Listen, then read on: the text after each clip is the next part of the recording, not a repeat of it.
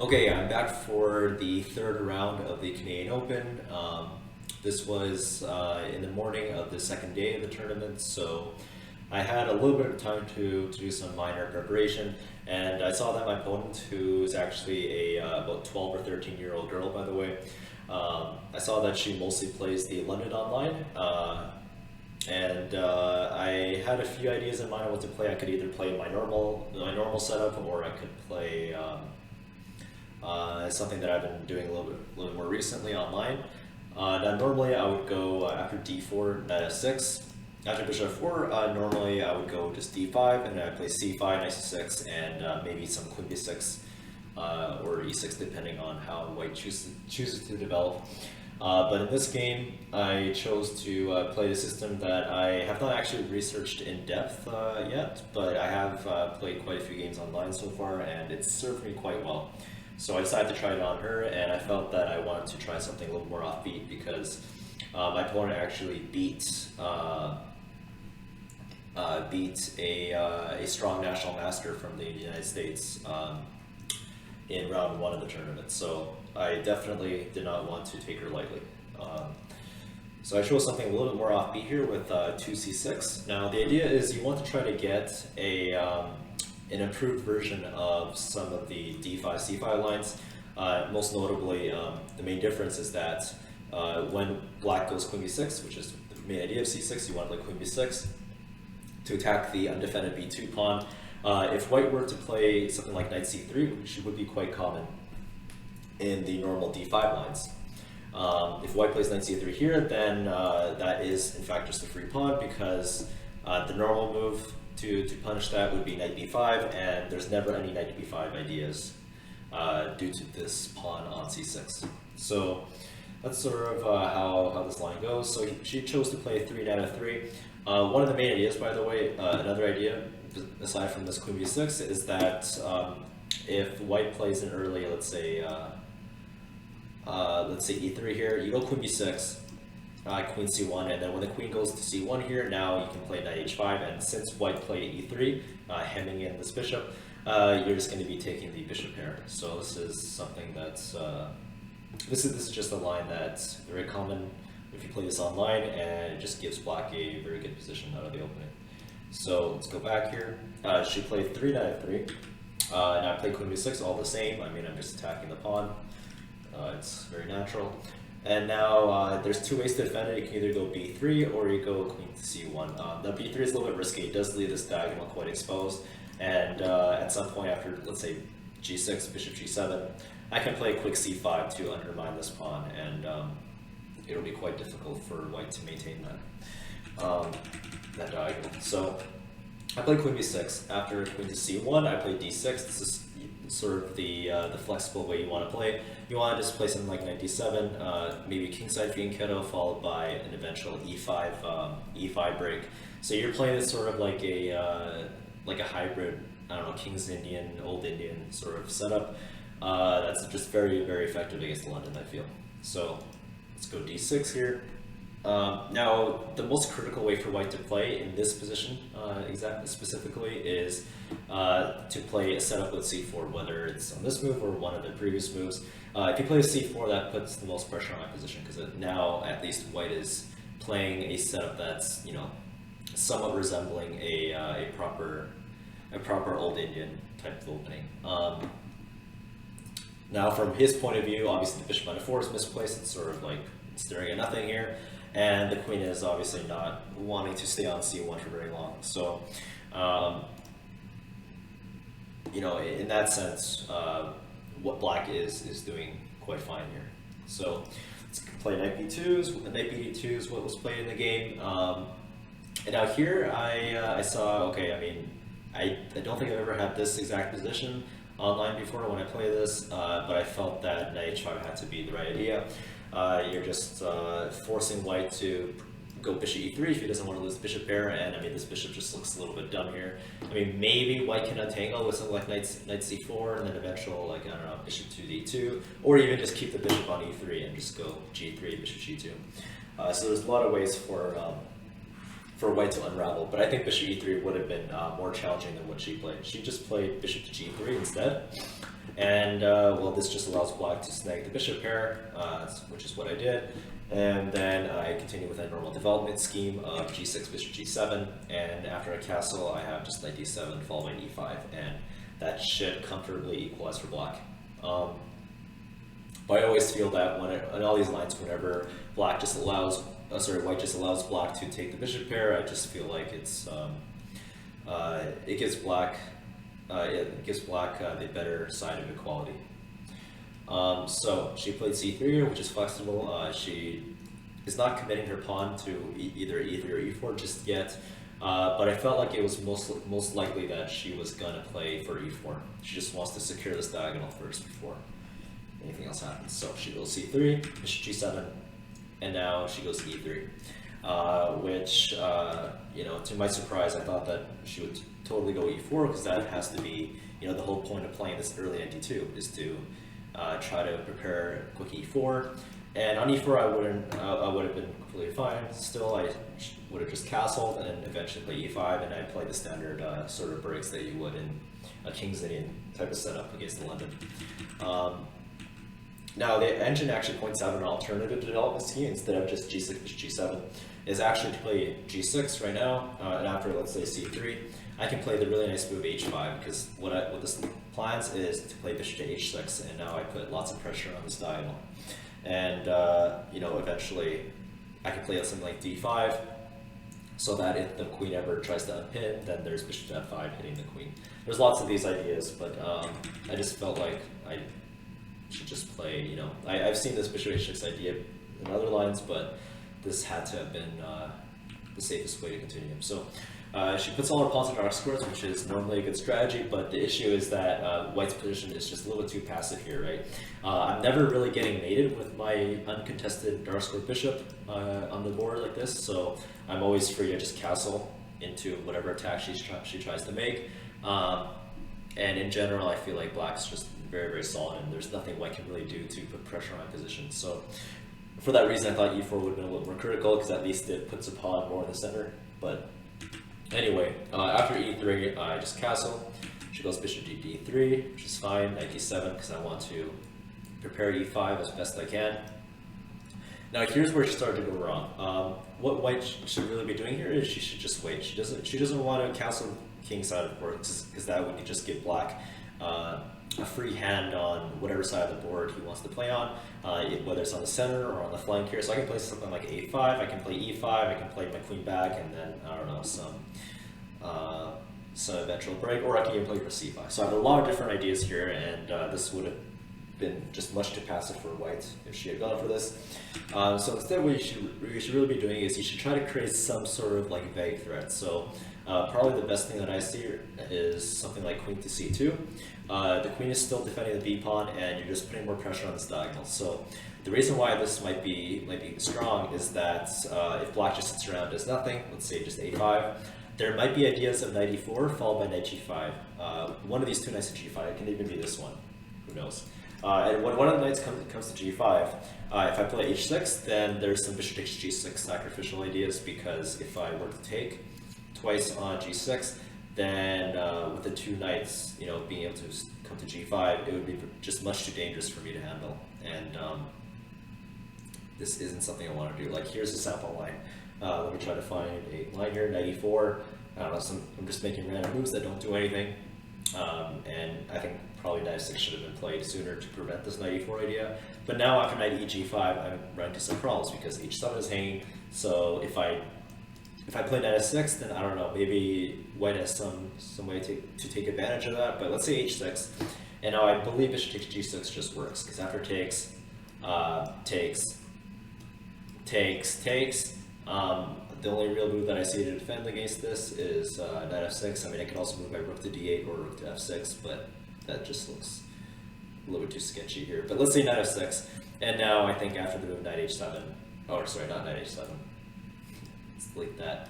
After the move rook to h7, I think I'm just busted, because if I take the rook, then it's mate in 1. Let me just confirm that what I'm doing is fine here. So let's say knight e4.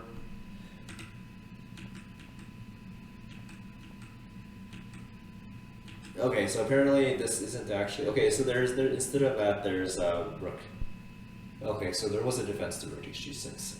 Apparently, rook f6 there is fine instead of taking the second piece. All right, but the point stands, right? It's all very risky to go for. Like if I take here, then I get mated on h7, of course, so it's not possible. But you know, there's all these ideas. You know, even though the dark square bishop should make my castle safe, in theory, that does not always mean that white cannot try to poke and prod at my position, try to reduce weaknesses.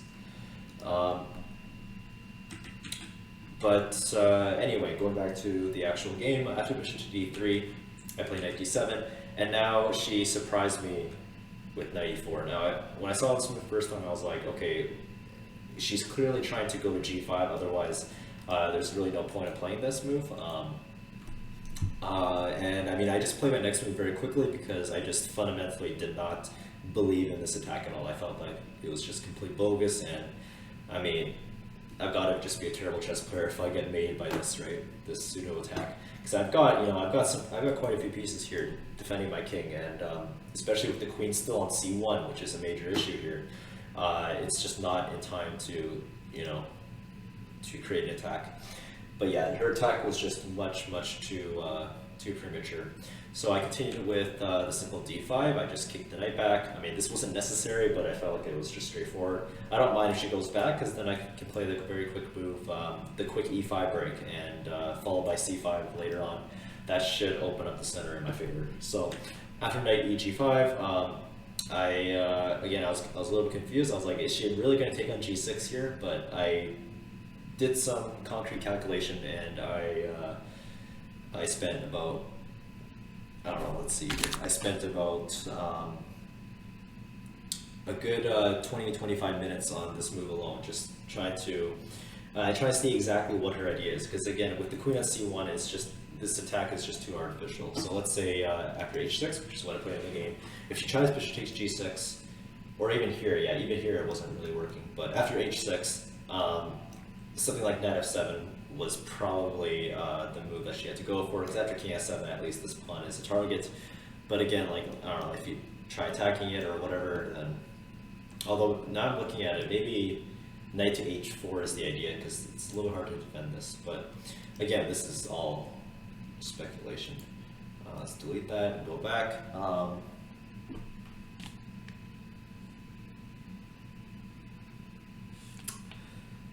Anyway, after h6, she played another very surprising move. She played queen c2. Now here is another sort of semi-critical moment where I spent a little bit of time to calculate, and at the end of the day, I was quite certain that this was all just a bluff, either a bluff or some, I don't know, some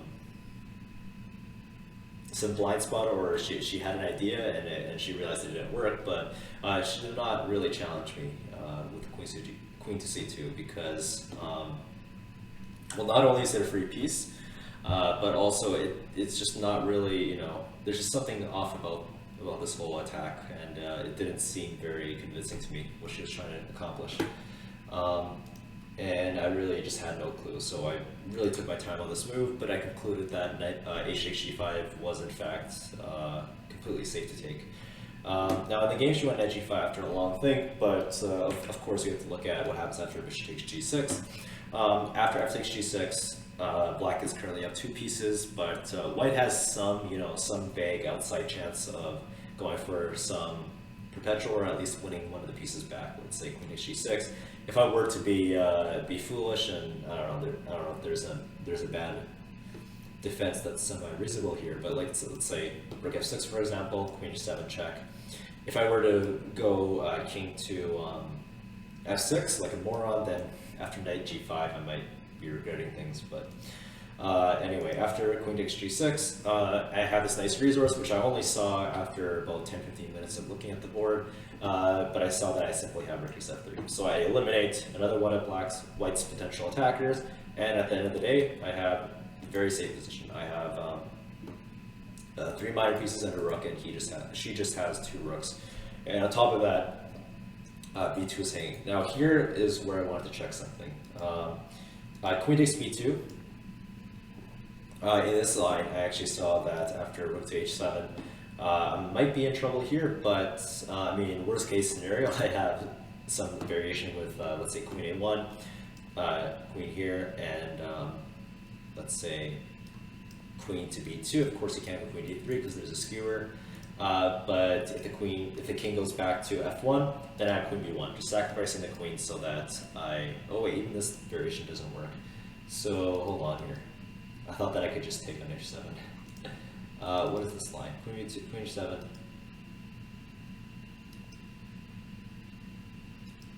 Okay, so even Stockfish at low def does not see that rook h7 is an immediate draw. Okay, now it sees it. You might have seen the eval bar, but yeah, queen b2 is in fact a blunder. So here I would have just played, let's say, knight f8, and if white does not want to just lose this pawn, she has to go back, and then following something like maybe now I can go either e5 or c5. I think my position should eventually unravel. And again, I have 3 minor pieces for a rook, which is just way too much material. So after queen to c2, as played in the game, after hg5, knight g5, I play the most precise move here, pawn to c5, which keeps a very large advantage for me, thanks to the fact that I'm now defending my only weak point in the position, g6. I'm defending it. So after something like that, f7, king f7 defends the pawn sufficiently, and c4 could be coming next, and after that, I mean, there's just no way I'm ever getting mated. Rook h8, knight f8, right? So I was not concerned about that.